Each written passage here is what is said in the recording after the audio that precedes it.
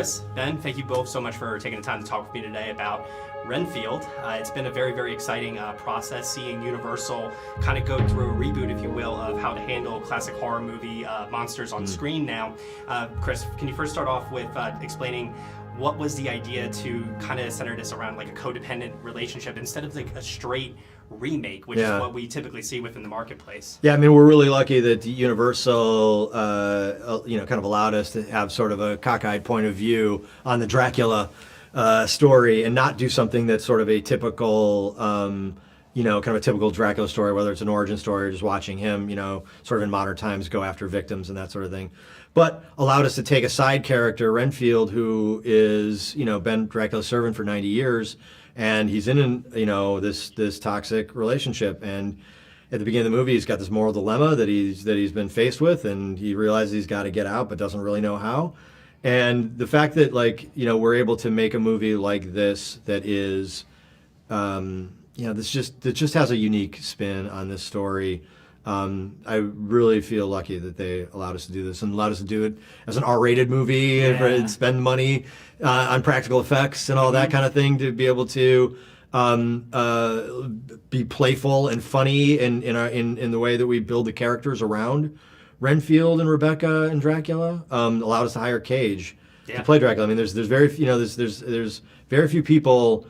It's a real short list of people that you really are hungry to see interpret Dracula, because it's been done a million times, like you said, and it's something that people have kind of do by rote on some level, and to be able to have him be kind of like a rock and roll narcissist, it was a lot of fun and something excited me about the project. And Ben, you share a few scenes opposite Nicolas Cage as Dracula. Can you just tell me what it's like acting opposite aside him when he's in that mode of trying to channel that character? It's amazing. You just have to react. The whole setting was exactly like those scenes are in a real abandoned hospital, and they're set up so beautifully that you look at where you are, and then you look at Nick Cage, and you're like, holy! You just have to react. Everything is there for you. And then the funniest thing is after doing these scenes where he's choking me and we're getting really into it, and then they're like, cut, okay, we need to change cameras, and then Nick and I go to our little chairs, and he's still dressed as Dracula. Like, he doesn't get, so it's like, hey man, how are you? Good. Yeah, everything. And then we're just talking, and he's just dressed as Dracula. He's got teeth. Everything. It was heaven. And also, I'm such a Nick Cage fan. I mean, all of us are such. If you're anywhere near our age, you've seen Nick Cage in 1,000 movies.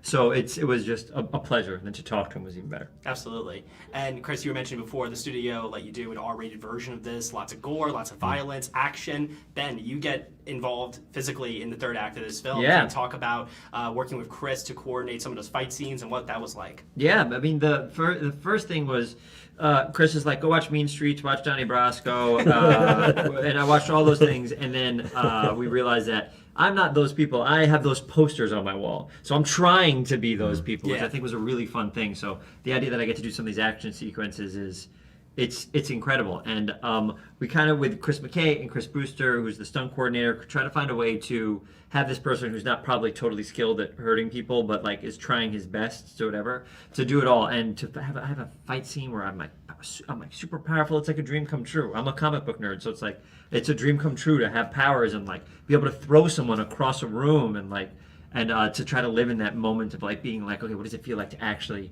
be stronger than someone for the first time in my life? So it was lovely, and McKay is a perfect person to have to like rah you and show you exactly what he wants and show you how best place the camera, and together it was great. And then when you see it in the end, also the stunt team, Andrew, and we have so many incredible people that came to New Orleans to do this. So it looks I think people are going to be blown away by like the comedy, the gore, and also the action. I don't think people are ready for like the John Wick level stuff that we have going on in this film. It's really exciting. I was going to say, because Chris, you have experience working in action within animation and also with CGI creatures and Tomorrow War, but here it's person on person, lots of objects on set, cracking and smashing and breaking, and then mixture also of practical gore and blood versus also CGI. Just tell me like a little bit about like when you decided to use CGI blood versus practical on set. Yeah, well, this is a really good question, because it kind of comes down, you have to kind of make a deal with your crew when you're doing practical stuff, especially practical blood and things like that take a long time to clean up and a long time to set up.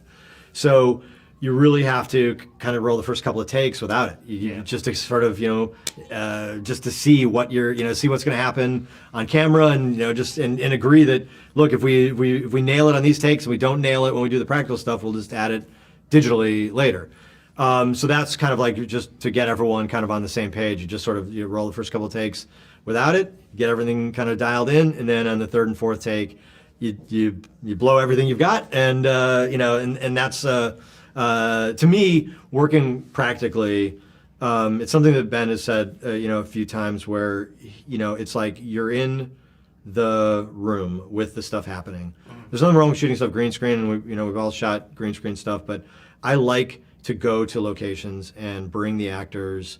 We brought the actors to Iceland in Tomorrow War. Oh my God! And those scenes in Tomorrow War when they're in the snow you would never be able to fake that. It looks incredible. Yeah, we're on top of a glacier, and everyone's it changes the way you behave as an actor, because you are really cold. You don't have to fake it. You're freezing, and you are knee deep in snow that has never been touched. When you're on your first take, that walk that you're doing, you probably haven't done that walk yet, and so because I really wanted people to struggle and really look like struggle, so. And the same thing, here, where, I wanted, Brewster was great. He's a stunt coordinator, but he's also the second unit director, one of the 2 second unit directors that we had. And the 2 second unit directors I had were the stunt coordinator and the visual effects supervisor, because they both brought a lot of their skill set to the table to be able to do all the different kinds of things that our movie needed. Nice. And Ben, Yep. you were mentioning before these classic gangster films that you would go to for inspiration. And it's typical to watch a tough guy on screen, but we don't often see characters like yours where they're pretending to be tough, but they have all this insecurity and vulnerability inside of them. Can you name a performance that you could think of off the top of your head where somebody had to portray masculinity, toughness, but they were masking those insecurities? Oh wow! I feel like I do a lot of characters like that. I do a lot of arrogant idiots where they think they're nailing it, but they're not quite nailing it. But I don't know. I bet Chris was the one who gave me the list of incredible movies to watch when I was in New Orleans. I wonder if there's someone like that. I mean, I think that what Ben brought to the table, I've met Ben and I worked on Robot Chicken, and we've worked on the Turtles movie for a minute. Yeah. Oh yes. And so we knew each other before this, but what I always knew about Ben was that he's an incredible. Behind Ben's eyes, there's an incredible vulnerability, and there's incredible sensitivity and nuance. And when he did the first audition, for Teddy, he was intimidating. He was obviously super funny. He was also very childlike, and there was a sadness in there, and something that and he could actually show me going from this guy who was really scared to actually pull the trigger to somebody who became a monster in that scene. And I was just so blown away, and I really wanted to work with Ben on this movie and want to continue to work with him because he's just so fucking good.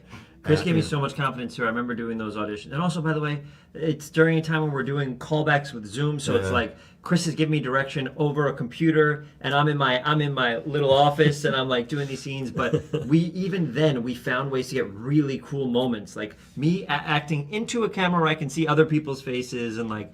But I so appreciate you saying that, and I think it's Chris is able to see beyond me just trying to be funny and see all the little things I'm doing, and he was so quick to spot him and be like, oh my goodness, to see you flip like this, to see all the drama in there. And then we would do takes where we push the drama, then he'd be like, I got that, now let's do takes where we do this. And then when he's editing, he can find whatever he wants to play with. But it takes someone to see it, like Chris, because maybe some people just see me playing John Ralphio, and he's like, oh no, you could do this, I want you to do this, and I want you to show everybody else you can do this. So it's because of McKay that I'm in the film, and I couldn't be happier.